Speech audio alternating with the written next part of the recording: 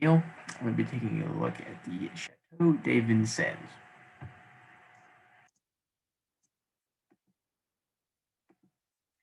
Uh, Using the elevator briefing structure, I'm going to be starting with the vision. Now, the vision is quite straightforward. It's just to create a fortress that can effectively defend Vincennes, especially from the English, and act as a location for various royal needs.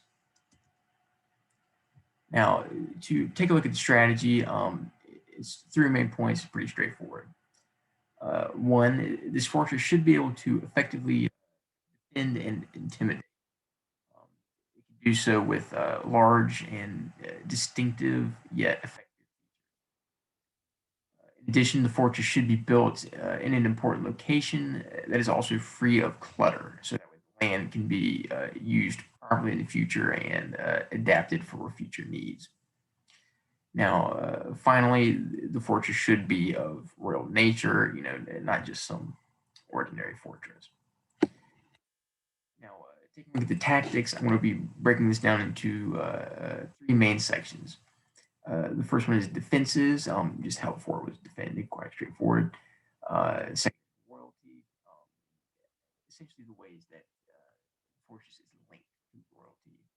And finally, adaptability, as in how it was used in the future and how it was used when it was initially built.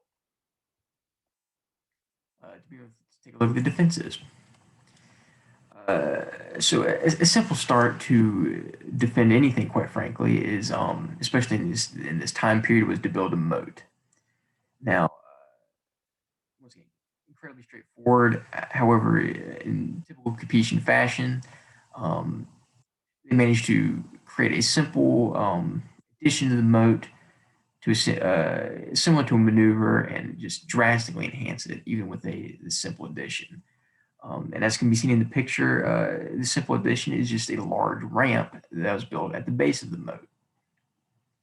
Now, this ramp acts for two main things.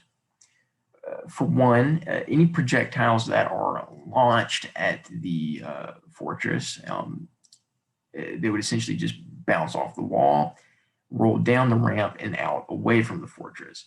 In addition, anything that was dropped from the walls of the fortress would also hit the ramp and then roll outward. Now, this does two main things. One, anything that could potentially be dangerous is then rolled away from the fortress.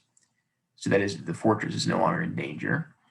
And the second main aspect is that not only is it rolled away from the fort, but it's also rolled towards potential attackers or intruders.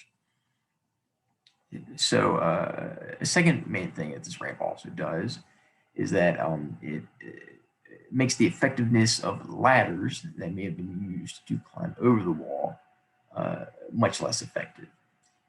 Uh, because of the nature of it being a ramp, it'd be difficult to set a ladder on the ramp itself.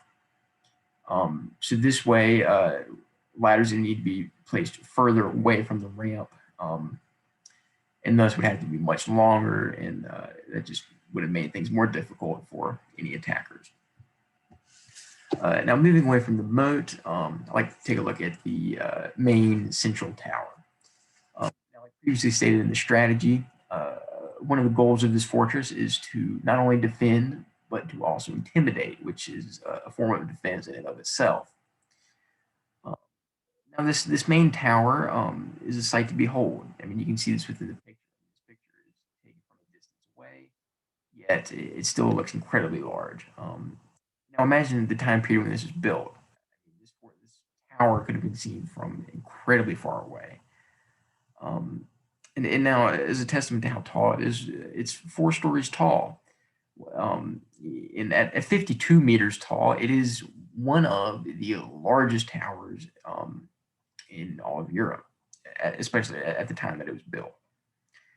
And just once again, incredibly intimidating. I mean, a massively large central tower is just a sight to behold. Uh, Moving on, we can just take a look at the wall. Now, once again, similar to a moat, it's just quite simple. If you want to defend something effectively, you're going to build a wall. It's just a given. However, once again, in the typical Capetian fashion, they managed to take a simple wall and essentially maneuver with it to make it much more effective than it would have been by itself.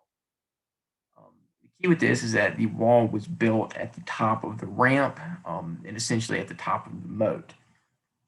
Now, the reason I'm considering this like a maneuver is because the wall is essentially almost twice the height it would have been without being placed at the top of the, I guess, central island that's within the moat. However, it's still using just as many resources as a normally sized wall. Um, so, this wall is just incredibly well built. And the key aspect is just where it was built in relation to the moat and the fortress itself.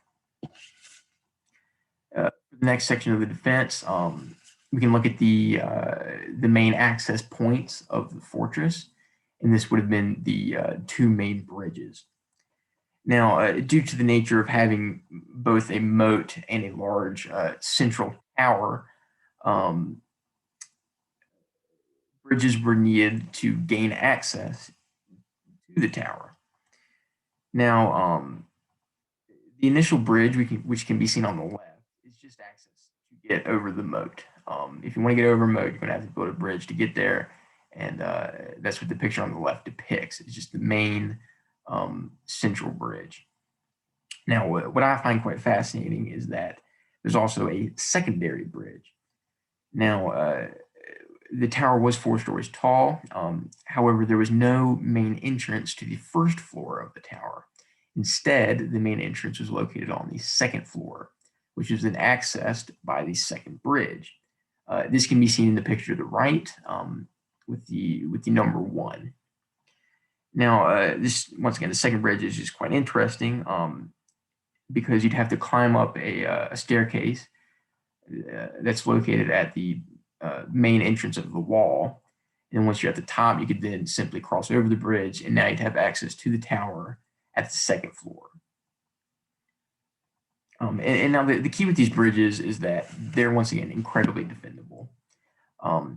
If you are facing a large amount of attackers or intruders, in order for them to be able to gain access to the main tower, they'd have to cross over these bridges. And in doing so, they'd be constrained into one tight main section, and thus could be easily counterattacked, especially if it's a large group, as they're funneled and easier to defend against. Now, finishing up, now that I'm finished with the defenses, we can move on to the royal ties. Now, the fortress was, like previously stated, built on royal hunting grounds. Now, this is an important aspect for the royalty ties, just because being royal hunting grounds, the fortress is built on essentially royal lands. Now, a second aspect of the royalty of the fort was that the fortress was also the location for 2 major marriages within the Capetian dynasty. This would be the marriage of Philippe III and Philippe IV. Now, some of my sources were a little bit different on the location of these marriages. However, some also said they were married here. However, I think this makes sense because this is once again in the vein of a typical Capetian maneuver. As we know known in the past, many Capetian kings would maneuver their way into power via marriages, and Philippe III especially so. This was his essentially his main way of doing politics was through marriages, and not to mention that his marriage was also quite an important deal.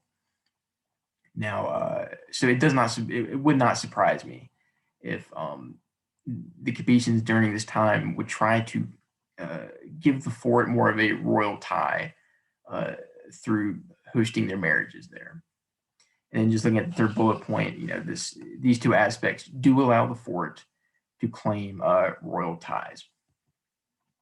For my final section, I just want to take a look at adaptability and kind of the way it was used in the future. Now, the fortress was, like previously stated, the fortress was built on hunting grounds. Therefore, areas of land could be easily cleared. This allowed for future things to be built within the land. This was especially prevalent during the chateau building periods. Now, in addition to this, the fortress was also rumored to have held the relic, the crown of thorns, for a period of time while the Saint Chapel was being built to then hold the crown of thorns.